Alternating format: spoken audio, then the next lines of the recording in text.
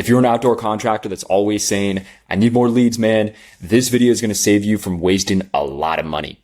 Look, if you're already doing 3 to 5 jobs every month, your next move is not going to be more attention, man. It's going to be better conversion. So in this quick video, I'm going to show you the 6 revenue leaks that I see most common with outdoor contractors and what you can do to easily fix them.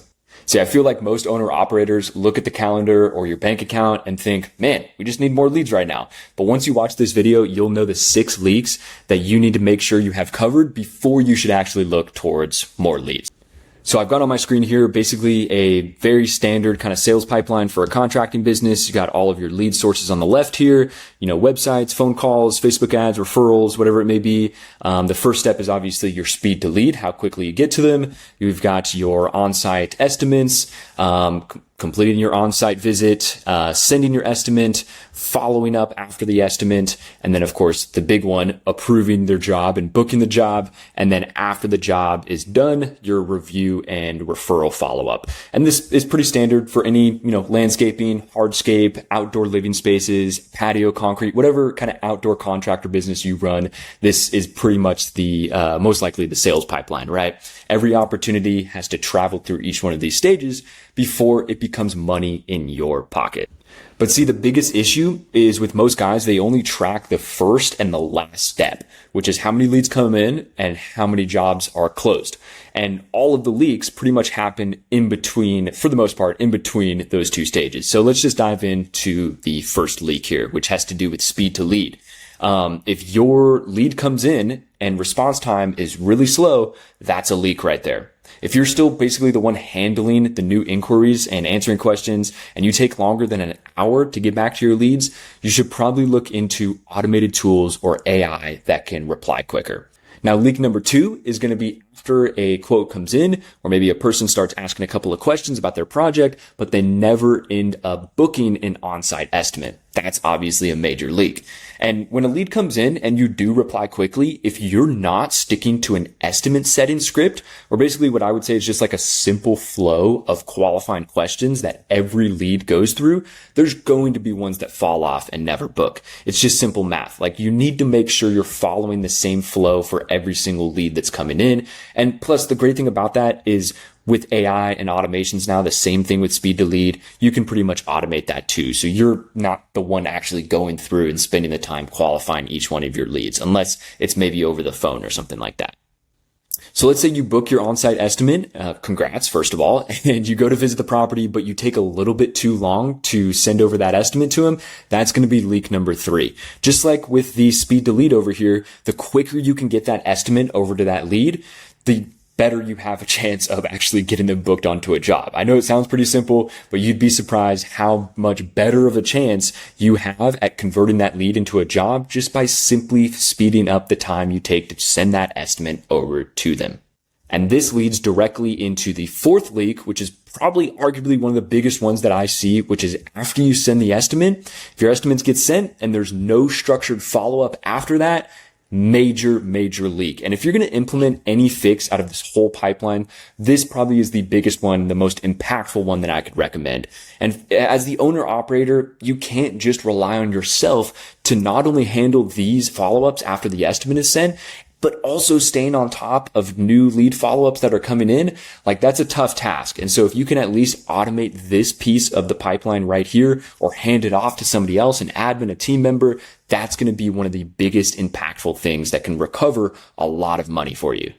All right, after you send over your estimate, let's say the homeowner goes back and forth with you a little bit. You do have some follow-ups in place, but let's say again, they're saying, hey, well, think about it. The price is too high.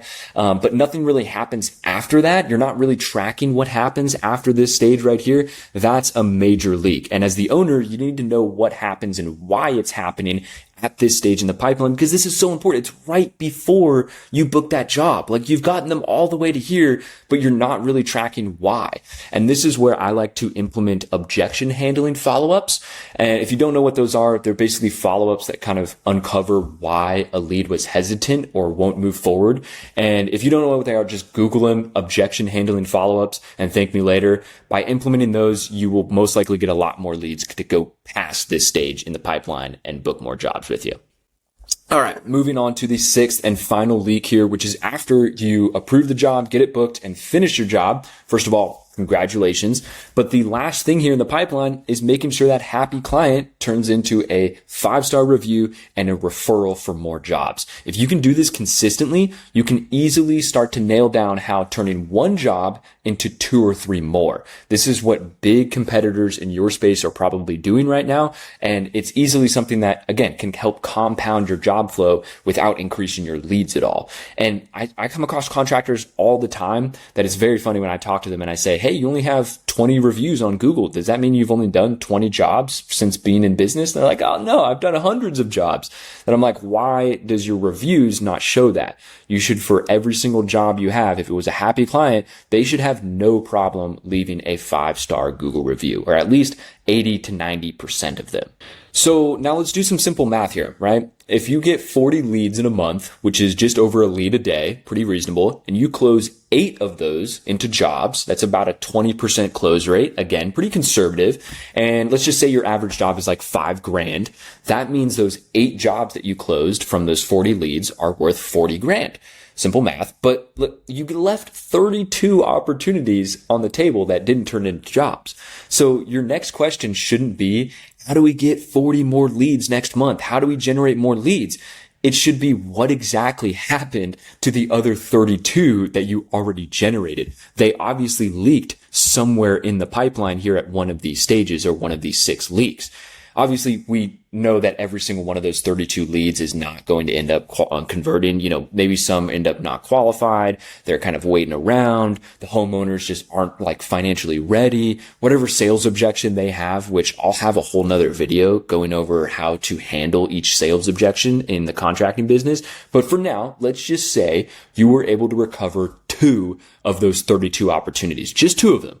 That could be an extra 10 grand in your pocket without needing a brand new marketing channel or any like fancy lead gen stuff. Okay. And don't get me wrong. I am not anti ads.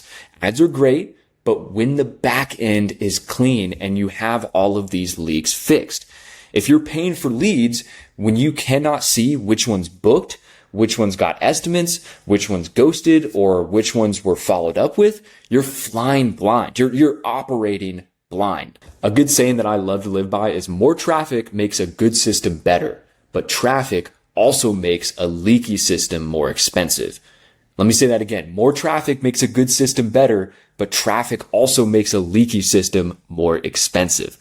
So look, instead of only tracking leads and closed jobs, like I was saying in the beginning, the first and last stages, track the stages in between, your response time, the on-sites booked, your on-sites completed, the estimates that were sent, the estimates that were followed up with, the estimates that were approved, the lost estimate reasons, why they were lost and why they didn't approve the estimate, your past clients that were reactivated or reviews and referrals.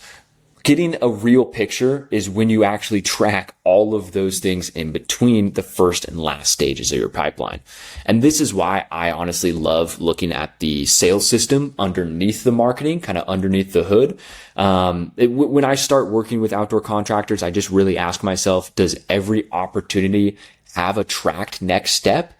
Can the owner see where jobs are actually getting stuck? Can the team follow the process without everything living in the owner's head? Can old estimates and past clients be worked without buying more leads? These are all things that are going through my head when I'm on calls with outdoor contractors or owner operators. And it gives me kind of a good picture of what's going on under the hood, right? So before you spend more money trying to get more leads or create more opportunities, inspect the opportunities you already have and why they may not be moving forward. Just look at the last 30 to 60 days of leads and estimates and ask yourself, where did they actually go?